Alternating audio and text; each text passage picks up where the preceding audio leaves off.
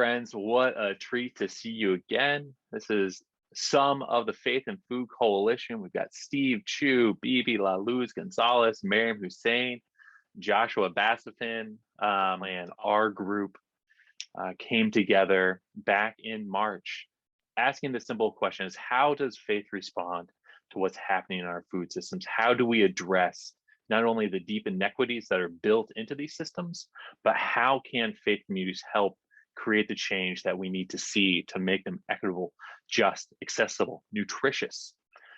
These are words that should not be problematic, and yet somehow they are. Our value and supply chains are built upon a kind of extraction and inequity and a preying of the vulnerable, both of people and the planet alike. And we are seeing those repercussions playing out as our planet continues to change drastically due to climate change, and our ecosystems and landscapes are transformed by our current food system that takes more than the earth can give. The Food System Summit happened a couple of weeks ago on September 23rd and 24th. I was so proud that our group with Steve, Chiu, and Marium, Husain were able to read out a faith statement that echoed many of the dialogues and what we learned from them throughout the course of the 5 dialogues we did from May until June, and then all the subsequent ones that we were able to do along with the Secretariat and even with the WHO. And so with that, and in this time, we want to take a moment to reflect briefly on the dialogues, the summit itself, and what's to come. Because we know that a single summit is not going to change things overnight, that this is an ongoing process, that the summit was not a conclusion. It was the beginning of the work that needs to come, and the momentum needs to build. There's a lot of stuff coming up this fall, including COP26, that we of course want to support and leverage this work towards, but also looking further. As one of our speakers, Sandrine Dixon, said in her speech, we have 9 harvests between now and 2030. This is a decade of action, and in that, we need to propel the change quickly, efficiently, and justly. And so I want to begin with Kelly Moltzen. Kelly, as a nutritionist and community health professional, did you think the Food System Summit did enough to address diet-related health issues? And as we look at the work to come, how do you think interfaith collaboration can help meet the gaps and help spur transformation within our food systems? Diet-related health issues are influenced by a variety of factors, including access to affordable, nutritious foods, as well as being equipped with nutrition education in order for people to make the most informed decisions when a variety of choices are available.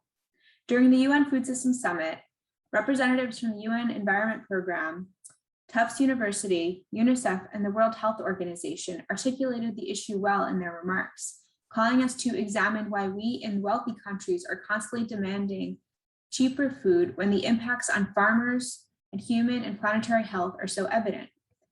To redirect subsidies that neither protect those on low income, nor natural resources, nor farmers and producers in the long run, to support those we depend upon to produce food for our healthy diet, to end inappropriate marketing of unhealthy foods and beverages to children and families, and to call on food manufacturers to change the composition of their products and the way that they communicate about them.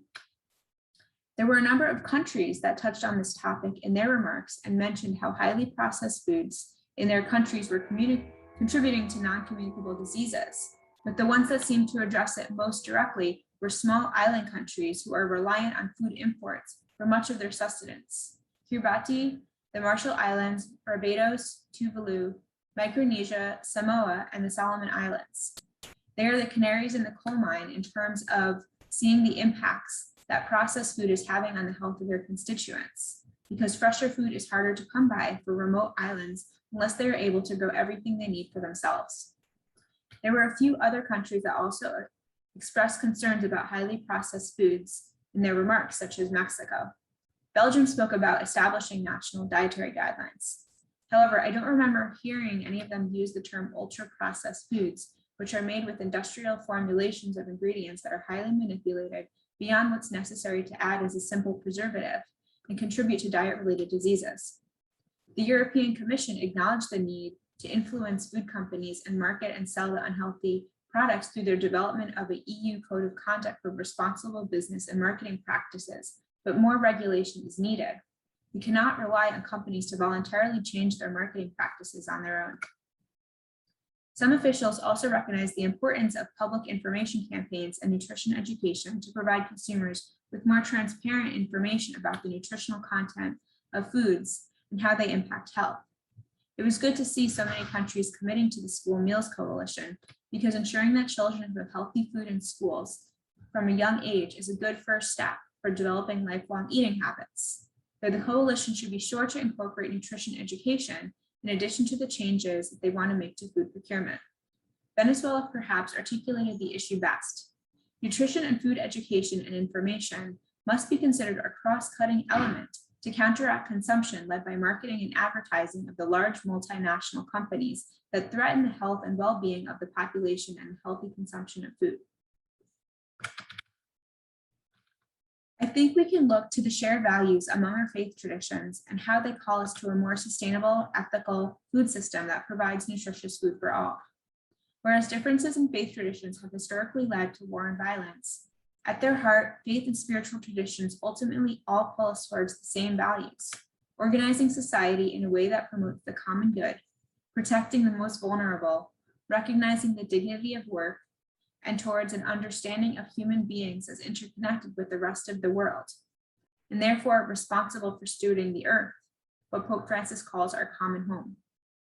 It was particularly refreshing to see global leaders from different faith traditions calling for similar changes during the Food System Summit: water and food security and supporting farmers' ability to grow nourishing food, which were called for by leaders of Muslim majority countries and others, as these are universal human needs and cut across faith traditions.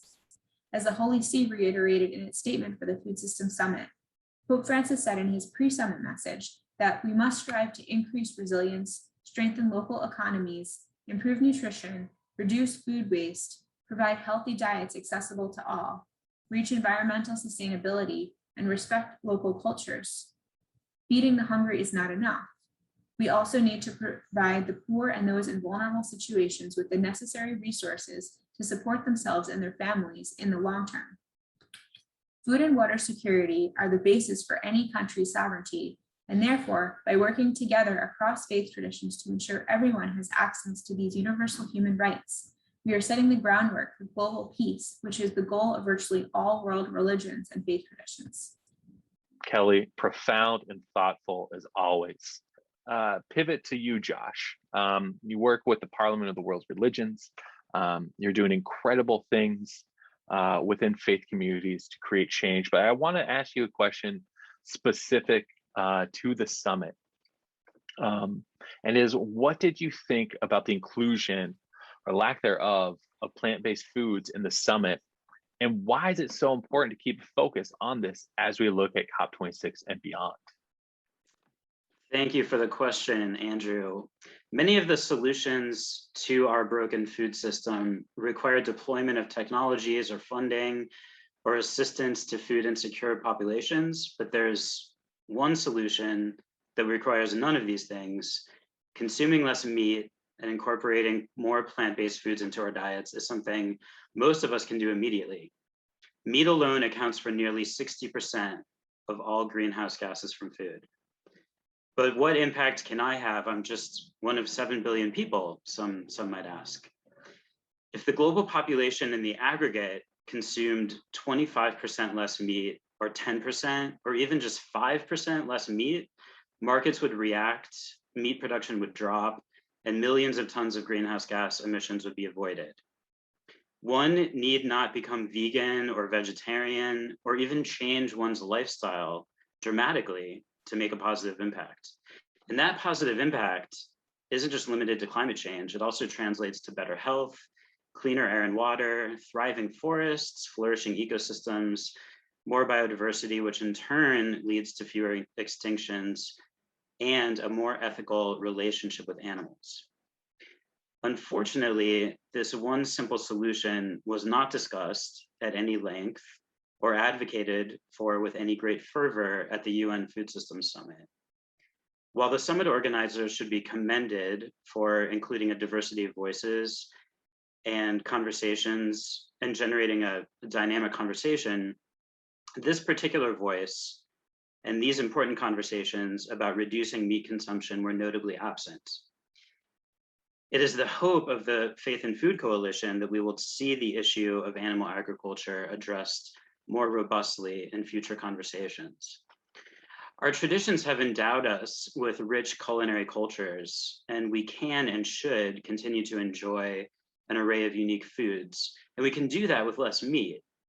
In this crucial decade for climate change, on the eve of an important meeting of world leaders to discuss climate policy in November, we can cast our vote for better climate policy with our dollars and our stomachs, and that's a really simple proposition. Our dollars and our stomachs. I love that.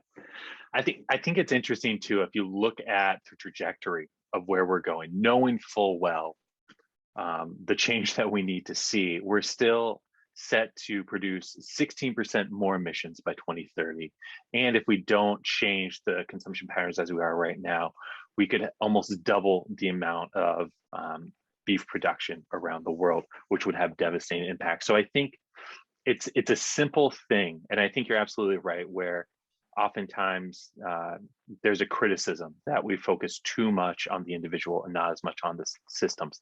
However, I think that as you look at the interrelatedness between meat consumption, planetary, and individual health, it's such a simple step to take. And it's one, like you said, Josh, that we don't need to dramatically change our lifestyles. What we need to do is make small, simple changes that will have rippling impacts for ourselves, the world, and the natural world. So I just want to thank you for raising that up, because I think it's such an important point. It's something that came out very clearly in our dialogue, and it's something I wish we would have seen more of in the summit itself. And so thank you for that. And I want to pivot now to Bibi Gonzalez, our wonderful moderator for all of our dialogues and so much more. Bibi, I promise at some point we'll stop calling you to come hang out on these dialogues, or we won't, because we love hanging out.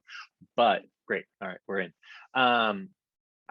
I think what you do and the story that you have to tell about how you got into this, and really focusing on the impacts at the local level to the community around you. I want to ask you a question kind of with you wearing the hat of Eat Better Wayik. And that is something that, as someone who works in community well-being, how is the summit and our dialogues, the dialogues that you were able to moderate so brilliantly, how does that help you think about the communities that you serve?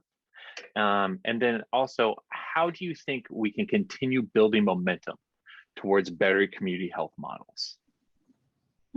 Thank you for the question, Andrew, and please keep me in the loop and involvement in what you guys are doing. I love being part of this beautiful community, as you are mentioning. So the first part, I think all of the dialogues and these food initiatives and what replicates with further on with climate is bringing different people together, even that we didn't know before, like in my case with you and all of the coalition. And I learned a valuable value perspective of how to understand the communities that we serve, because we didn't really focus on the faith perspective. We were maybe just focusing on the health, nutrition, behavior of consumption, and even production. But then again, when we deliver foods, we partner with the church, and they lend us their space and their yard for us to be able to use to deliver nutritious foods. And it's a main point in the community where we go. And it wasn't something that I considered before of how to really get that emotional part for women, men, girls, boys, all of the population to to really focus with their beliefs, with the way of living, really their livelihoods, if it wasn't really including a major and sacred part that is not food, that is faith. And so combining those two things really got me to understand and value a bit more where, like, the points of contact. If we want to change food systems, we need to go first as well to the individual, and then of course then again to the systems or institutions. But really, what they hold most closer to their hearts. Those two perspectives as well. I think it brought some light as well that, again, breastfeeding is not something that everyone is talking about. So clearing that taboo out, and really, if we talk about sustainable food systems, women's empowerment, community service, all of that, we need, and value of people and our earth. I mean, we need to start with the first food of life, which is breastfeeding, and the amazing qualities and nutrients and benefits that it has. Specifically, we also see other commissions, for example, on school feeding, but then we don't see that schools are closed in half of the world. And how is that school feeding going to come about that the schools are closed? So maybe is just to consider the factor of what COVID has presented last year, this year, and the future of it, that we need to also be changing the way that we're speaking, acting, or even convening, and talking about this as well. In the dialogues that we did here in Guate, was wonderful to see so many people that were involved. Yet we see that not all voices are there because internet connection is not available everywhere. So perhaps if there weren't if COVID wasn't here, perhaps in-person dialogues would have been done, yes. But maybe it's something that we should aim in the future, or now in the upcoming months, and hopefully being everyone vaccinated and this thing going a bit further down. It's a starting point to get everyone in the same place. And really, and what I learned from the faith-based dialogues is understanding the different realities, histories, perspectives from different countries, from same countries, but different locations, groups. And it was a wonderful way to really understand what's happening. And I hope it's a trampoline, let's say, to something better. Awesome, thank you, Bibi. And I love that you raised up what COVID has done around the world, and how it has unfortunately highlighted so many of the gaps in our systems. And also with these dialogues and with these communities, it's really shown just how inefficient and how inequitable so many or how inequitable the food system is, and how many communities are left behind. And then, like you said, like, whose voices are heard? We've become so reliant on the internet. We've become so reliant on these modes of communication, but it does silo some and sequester others. And I think as we look forward to your final point, it's recognizing the different realities all of us live and needing to meet those needs. And a lot of that does come back to that community action, that community understanding, the localization of felt and met needs. And so I'm really glad you raised up all those points.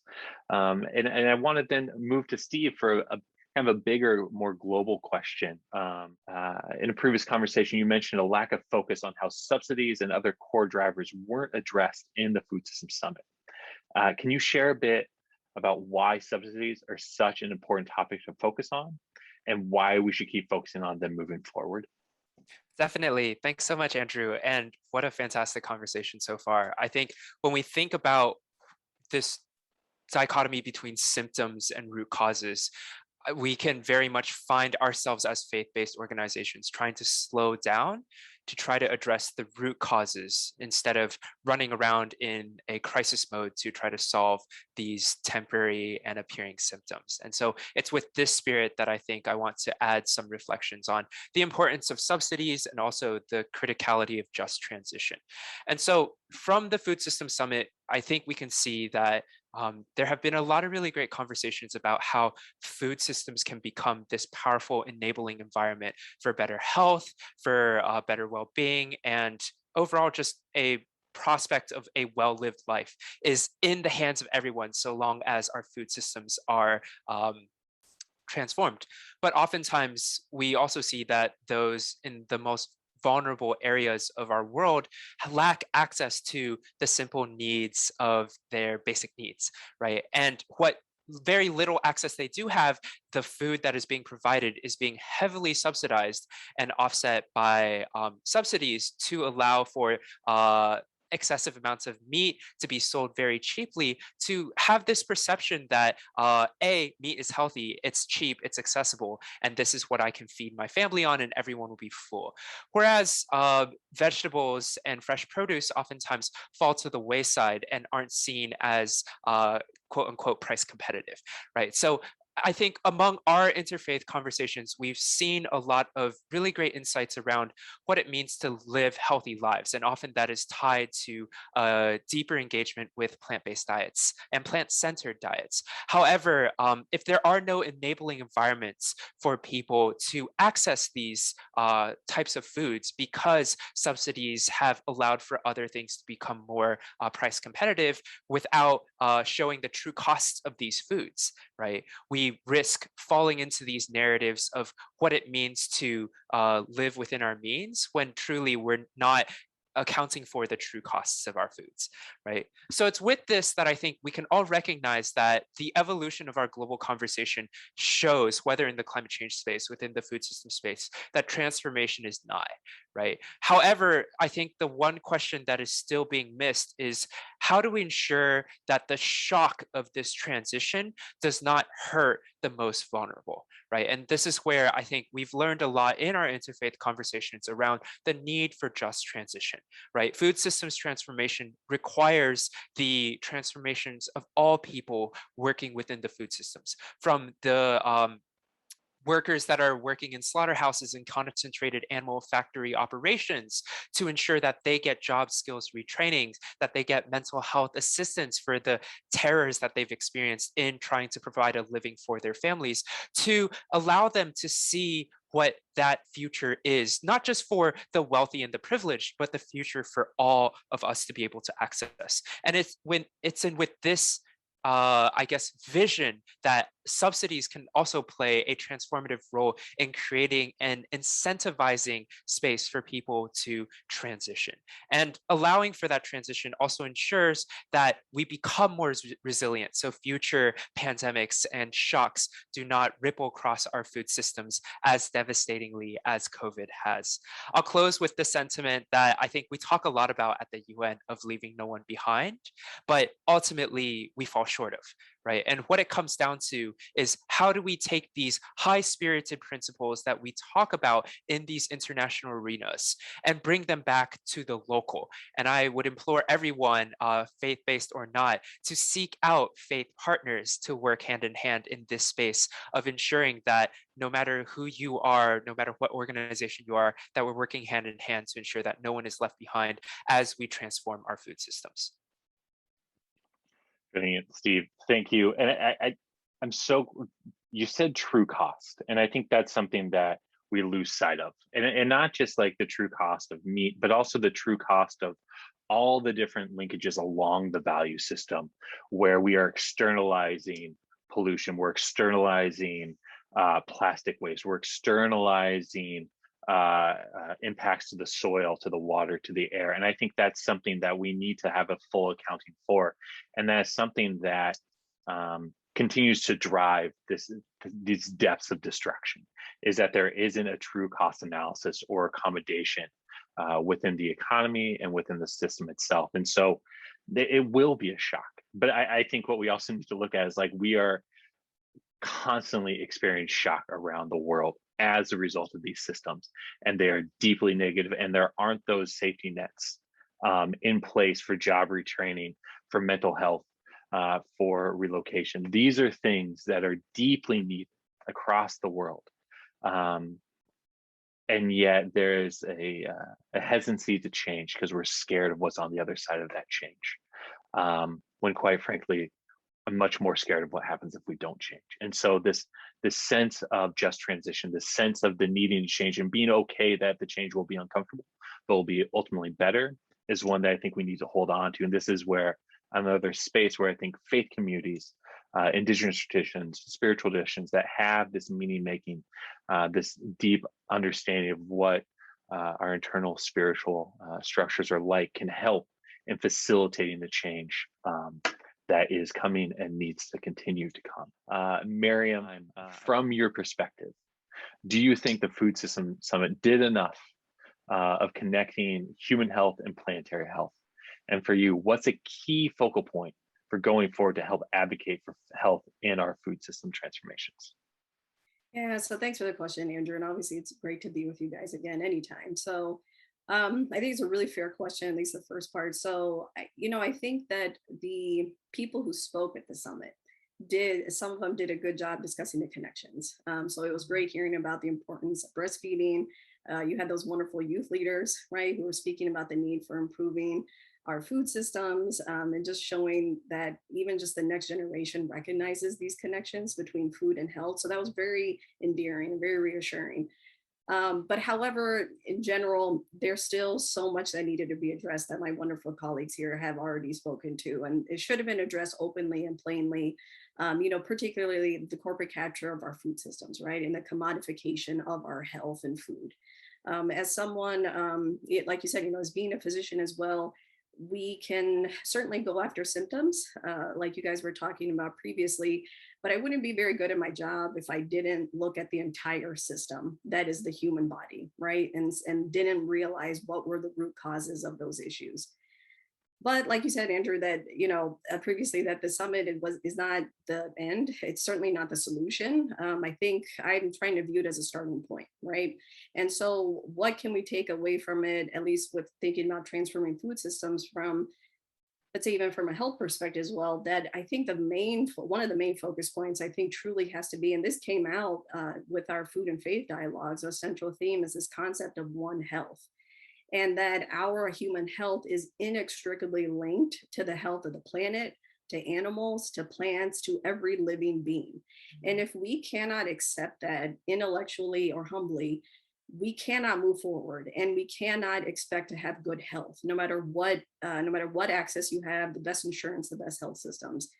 And this idea is not novel, right? Like, and I think this is something that's probably really frustrating for a lot of people, is that this has been implemented by indigenous and first communities and first peoples for millennia.